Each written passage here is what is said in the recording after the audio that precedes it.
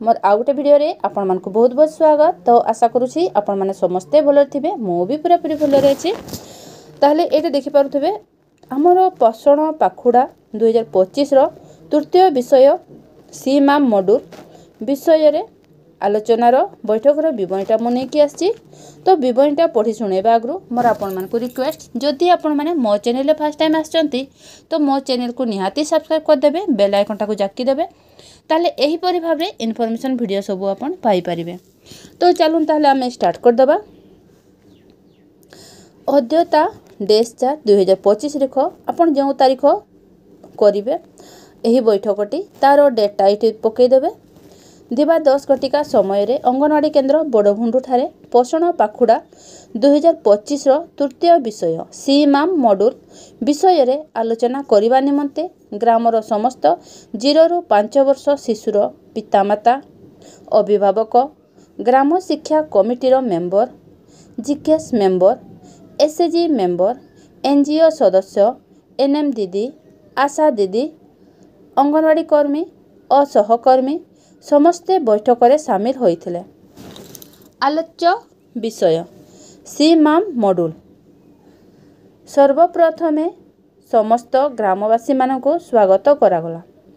पोषण पाखुडा 2025 पालनर तृतीय विषय वस्तु सी माम विषय रे आलोचना करी शिशु मानकर पुष्टि स्थिति को सुधारिबा एहार मूल लक्ष्य। 5 वर्षरु कम पाखापाखी अधाअधि शिशु को मृत्यु पुष्टिहीनता जगु होइथाय। शिशुर वृद्धि और विकास को अपपुष्टि बाधा देई थाए। अपपुष्टि साधारण संक्रमण, बारंबार संक्रमण और सुस्थ हेबारे विलंब इत्यादि शिशु मानक मृत्यु मुखरे पकाइबार आशंका को वृद्धि करे। दुर्बल पुष्टि स्थिति शिशु जीवनर प्रथम 1000 दिनर वृद्धि को रखि थाए, जहा बोधशक्ति को दुर्बल करिथाए, स्कूल और कार्य करिबा प्रदर्शन को कम करिथाए। अतिशय पुष्टिहीन साम शिशु साधारण शिशु को तुलन रे मृत्यु मुखरे पड़िबार अधिक आशंका रही थाए। तेणु ग्राम रे थिबा समस्त पुष्टिहीन साम शिशु को प्रति थिबा विपद को समयानुसारे चिन्हट करी फलप्रद चिकित्सा सह अन्यान्य सेवा जगाई दिया जाई परिबो। ग्राम रे थिबा समस्त 6 मासरु 59 मास पर्यंत समस्त शिशुंकर ओजन और उच्चता जेड स्कोर WHZ -3 SD थिबा शिशु को चिन्हट करी सीमाम क्लिनिक और 2 पाद फुला थिबा शिशु को पुष्टि पुनर्वास केन्द्र को प्रेरण करा जिवो।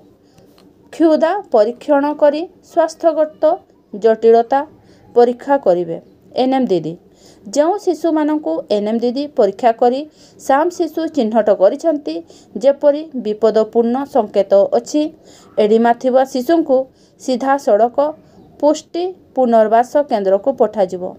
और जो शिशु माने सीमाम क्लिनिक रे रहिबे तांको आगमेंटेड THR प्रतिदिन 100 ग्राम हिसाब रे और प्रतिदिन एकटा अंडा 112 दिन अंगनवाड़ी कर्मी को द्वारा जगाई दिया जिवो और एनएम दीदी तांको औषध जगाई देबे। एहा सहित 16 सप्ताह फॉलो अप करा जिवो। जदि एही समय मध्यरे शिशुटीर स्वास्थ्य अवस्था रे कौनसी परिवर्तन न हुए ताहले पुनर्बार सही शिशु को सीमाम क्लिनिक रे रखा जिवो। पितामाता अभिभावक माने परिष्कार परिच्छन्नता प्रति सचेतन हेबे।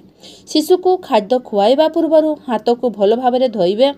शिशु निमंते बयस अनुजाई खाद्य प्रस्तुत करिवे। पुष्टिवर्धित खाद्य देवा सहित घरे तैयारी खाद्य जड़खिया फल सीझा अंडा इत्यादि किछि समय व्यवधान रे शिशु को खुआइबा। विशुद्ध जड़ देवा। 2 वर्षरु कम शिशु को खाद्य मझिरे स्तनपान करांतो। जदि ग्रामर लोक माने एही कार्यक्रम रे भाग नियंती पिला माने सुस्थ और सजाग रहिबे। सभा शेष रे धन्यवाद अर्पण करी सभा सांग करागला। तो मु एही परि भाबरे लिखिछि। जदि आपन को एथरा आरो किछि चेंज करिबा थाए ताले करि पारिबे। ठीक ताले रहुछि। देखा हमर नेक्स्ट वीडियो रे।